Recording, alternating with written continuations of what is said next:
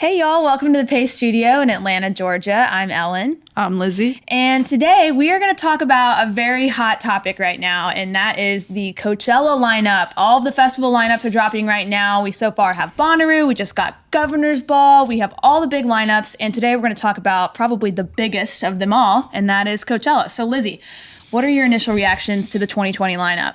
So I think despite there being three solid headliners, you know, it would be great to have a woman. It would be. It would be great to have a woman in the big font. We have Rage Against the Machine, we have Travis Scott, we have Frank Ocean.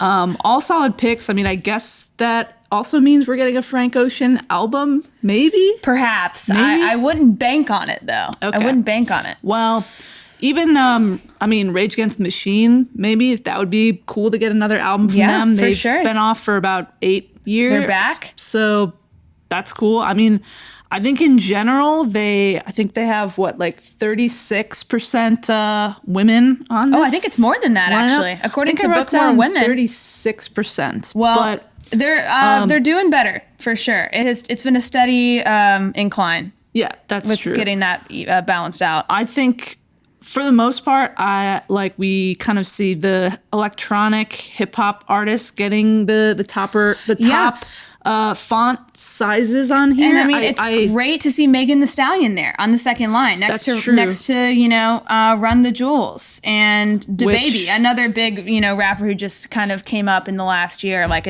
Those were both good calls. I think. But with Flume, Disclosure, Daniel Caesar, we are still very much of the sort of electronic festival giants that are on here. Definitely. And I mean, like you said, it would be nice to see a woman in one of the headlining spots, especially when some of the women on here, Lana Del Rey, it's a little strange to see her on the second line, right? I mean, she just put out the best album of her career. If there was ever going to be a time to put her in the big size 24 font, it's now. Mm-hmm. I mean, that was an almost not quite maybe unanimous album of the year choice, but pretty solid, top 5 record. Right.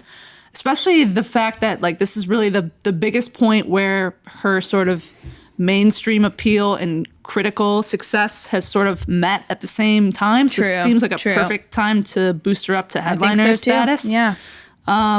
Having said that, we also see Carly Rae Jepsen. Man, I can't see it. It's like on the fourth you have line. To break out your I need my spectacles. Microscope. It's ridiculous. Emotion, obviously kind of her critically acclaimed, Apex Mountain back in 2015. But Dedicated was also well received. And she has a big enough fan base that I would think she would at least be on the second or third line. Right. And I want to say Charlie XCX is actually lower than I would have thought. I thought so too. Yeah, the third line. I mean, sort of having a Rex Orange County higher than Charlie XCX, that seems confusing to me.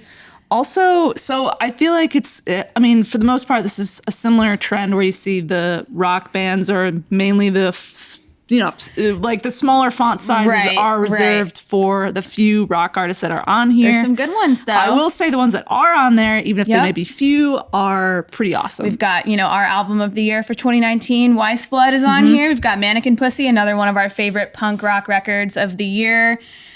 Beach Bunny, a new up-and-coming rock band, putting out a record next month. I mean, they did a pretty good job with kind of the indie acts, but again, that's going to be the people who are really dedicated, checking out those early afternoon slots. Totally. I'm a little bit curious to see footage of Lil Nas X and even 100 Gex. I kind of am just curious to see what the footage of their sets is going to look like. It'll be interesting for sure. A lot of the sort of viral artists over the past year, 6 months, a lot of them are all on here. We even have, it's pretty interesting, one of the highest billings for a K-pop artist is on here. Big Bang is up there pretty high. That's interesting. I even noticed, so they're second line on there, which is pretty impressive.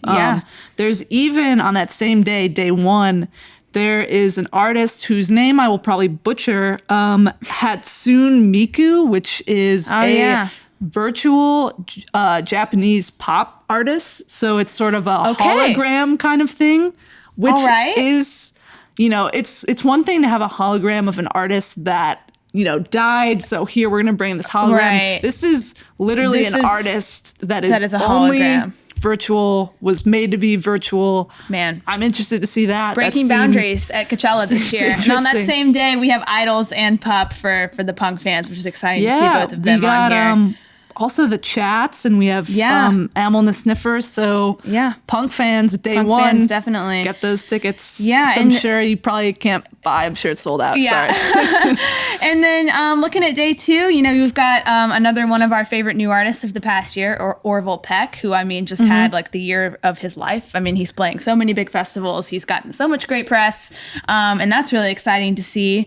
So yeah, and we've got despite some shortcomings in the bigger font, we do have a lot of really great bands worth checking out. However, if you're a rock fan, Coachella may not still be the festival for you. No, I think there are some other options. There's some other options out there. So yeah, stay tuned in the next few months if you're trying to figure out what festivals you want to go to this summer. We will help you find the right ones. Coachella is definitely not for everybody. But yeah, keep checking back at pacemagazine.com for all the upcoming summer's festival picks.